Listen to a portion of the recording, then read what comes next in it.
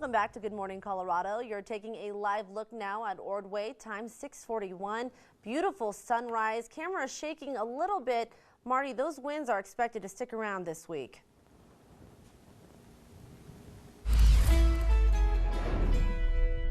Yeah, we're going to fight with them for a little bit, Mia, and that's the one thing this time of year that I think I could probably do without. Most of the other things are pretty tolerable.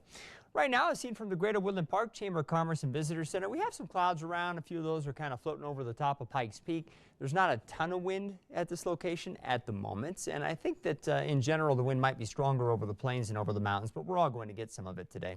And the wind has helped to keep the temperatures fairly mild through the night, with most areas in the 30s to around 40 right now. Even the high country is doing pretty well for this time of year. It's not unusual for us to show temperatures that are below zero over the big mountain valleys, but they have some teens and 20s up there, a combination of some clouds and some wind through the night.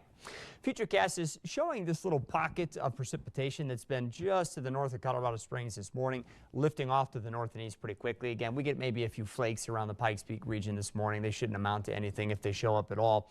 And then the rest of the day looks to be mostly sunny to partly cloudy and windy. And sustained wind speeds of 15 to 25 miles an hour seem to be very likely for most areas here in eastern Colorado. Occasionally, especially over the plains, we could have some gusts ranging from, say, 30 to 40 miles an hour. And so that goes a long way towards the overall feel of the day, which isn't looking to be all that great because of the wind. So we'll call for a blustery day today. It's going to be cooler than it was yesterday, not dramatically so. I mean, as far as the numbers themselves are concerned, we'll have 40s and 50s in eastern Colorado instead of the 50s and 60s that we had yesterday. Higher terrain probably going to be in the 20s and 30s. We'll have a mixture of 30s to lower 40s for our local mountain communities. But again, the wind is the big player here, and it's the thing that's going to decide whether or not, it feels pretty nice to be outside. And I think in most areas it's going to be a little tough to enjoy those relatively mild temperatures for this time of year. Through the night tonight, it looks like clouds will probably, whatever's out there, be on the decrease. So we should end up mostly clear tonight. Moon should be pretty again. I do think gradually the wind will be on the decrease through the night as well, so that by tomorrow morning it should be pretty calm. And with the cooler air mass in place and no wind to stir up the atmosphere, tomorrow's numbers are going to look quite a bit cooler than what we've had this morning with teens to lower 20s. But again, we won't have the wind blowing either.